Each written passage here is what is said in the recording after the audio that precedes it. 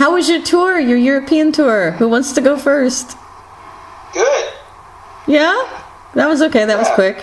Yeah, no, Great. really Next question. It was really good. The Sixes were our opening act, and they were a lot of fun.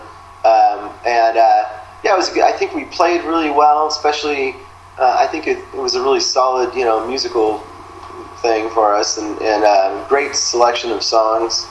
So people really appreciated the Snow medley and Healing Colors of Sound, and so it was a really fun tour. This was probably the first time we've had a set list presented that we all just kind of right off the bat went, yeah, good. Yeah, it was too long at first. We had too many songs, and all we did is just decide which ones that we wouldn't be able to fit, and then it was good, and we didn't stray from it at all. We had a couple of nights we put one song in, another song in, but yeah, it was a great set list from the get-go. Okay. We only had one show where we decided, you know what, let's play our shortest song for the encore, because we wanted to get out of there. Does Rio need attention? Always, probably. Rio needs a stroking, because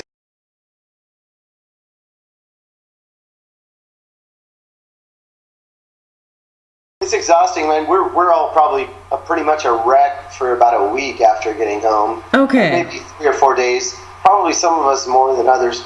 Jimmy probably recovers a lot quicker because he doesn't drink. But for the rest of us, there's like a detoxing. Well, Rio doesn't drink either.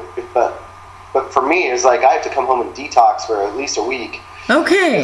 Especially after the Netherlands. That's a good. It's a good thing we don't go out for 6 months, or I'd have a gin blossom this big, We'd have to put you in rehab. You'd have to start writing new songs. I just don't sleep. The tough part for me is I don't sleep well on the bus, so I get very little sleep. So as Rob, our sound guy, pointed out with his little photographs of me, I sleep during sound check. That's a good time. I come in, I'm first, so Tommy gets me set up, we get the drums all set up, I get line checked, and then I wait for everyone else to get line checked. While I'm waiting, I fall asleep on the drum. Well, you have to come out here in October next time, and then you'll be here for Hug a Drummer Day. Did you get a lot of hugs on Hug a Drummer Day? I think I was alone for that day. Oh, October 10th. Next year, guys, make sure that you find Jimmy and hug him for Hug a Drummer Day. That's all right. No? I'll take your words for it. We express ourselves in other ways, right, Jimmy?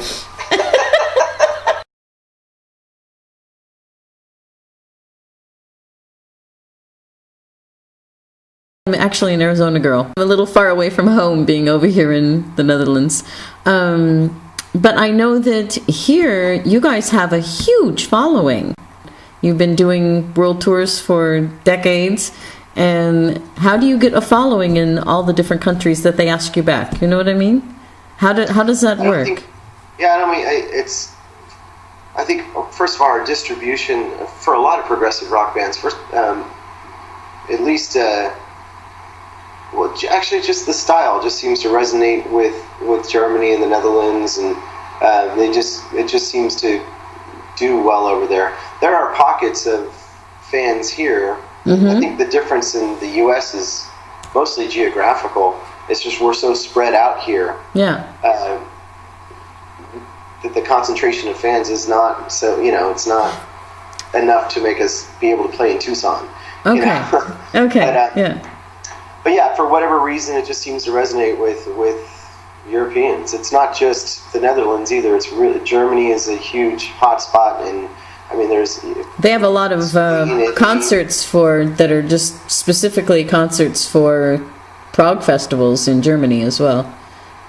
I think rock radio has kept people's mind, at least in Europe, has kept people's mind open to rock a little bit more than it has in America. So there's all sorts of theories as to why it still does better there, but it's true. I mean, if you're walking through Amsterdam and you see a car drive by, you're not going to hear dun dun dun dun dun dun dun dun dun dun. You're going to hear same thing. I mean, it's still there's a big prevalence of pop all around the world, and if he's driving a Nissan with ground effects, chances are he's listening to some crappy, music, and it's really Pied Piper music to attract women. Oh, he likes the kind of music I do, Oh, not all women. There's us proggies that are still out there.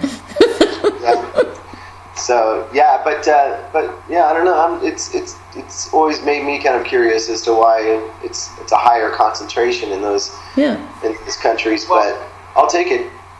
Yeah, nice. definitely. Cultural. The education system still allows room to study the arts. Music is still prevalent. Well, art in general is still prevalent within the raising of children. Yeah. They're still exposed to it. Yeah. And even if they're not specifically exposed to Spock's beard or to, Yes or something like that, their minds they're open. Educated in a fashion that keeps their minds open to new and creative things.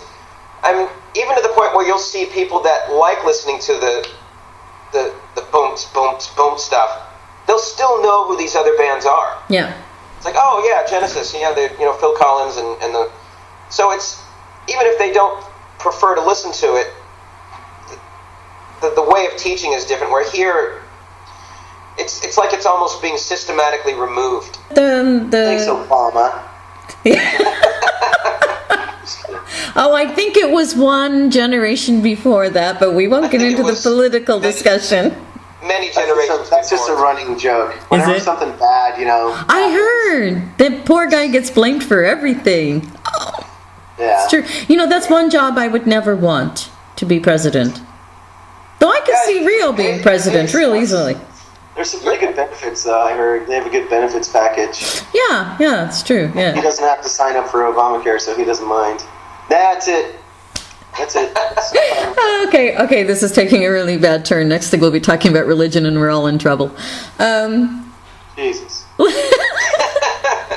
just to add it to the case of us, the Spock's beard became pretty big in Europe because of our record company Inside Out. They're based in Germany. Okay. So, and with Neil, he writes a lot, so we released one CD every year when we started. Yeah. And right after the CD, we did a European tour from Germany, and went from Germany to Belgium and Netherlands and all the other places. So we kept coming back every year. Yeah. So that's how we established ourselves in Europe. That's where we are big, and especially in Netherlands. Okay, that makes sense. It goes back to the roots. That's how we did. And America, we just can't do it.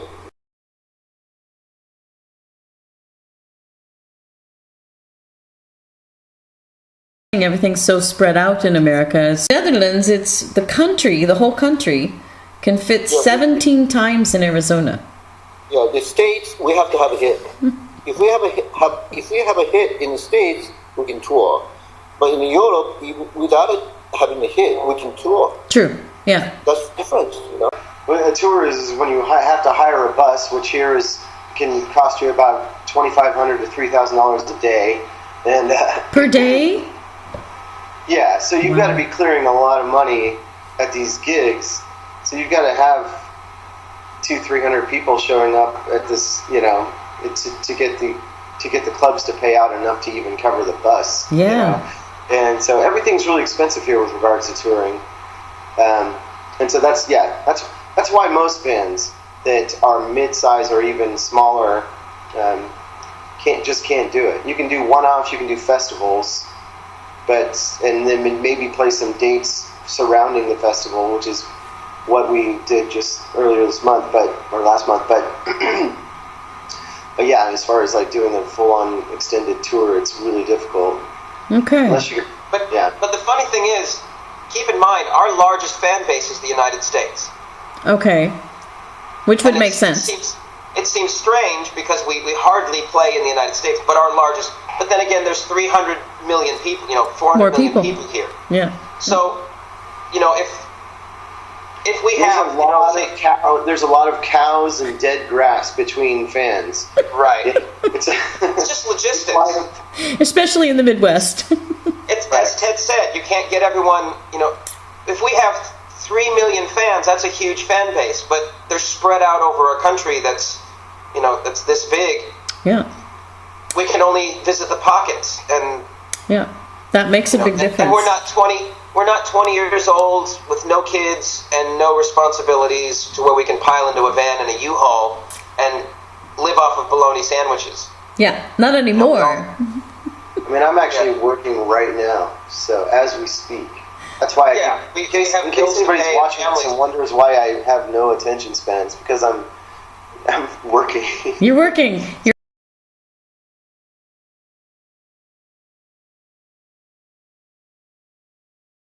How was that performing together after so many years? Especially for you, Rio. Well, fun. Yeah, fun? Yeah, it's good to have him. Really, the people dig it. And that was the main stuff for this, cruise. And Yeah. it was, fun to have him, It's like family. And we know the songs and we know what to expect from the people. So, pumped up. So it was like a bit of a little family reunion for the group. Okay. Do you think there'll be any surprises like that in the future of Neil joining, or is just a one-shot deal?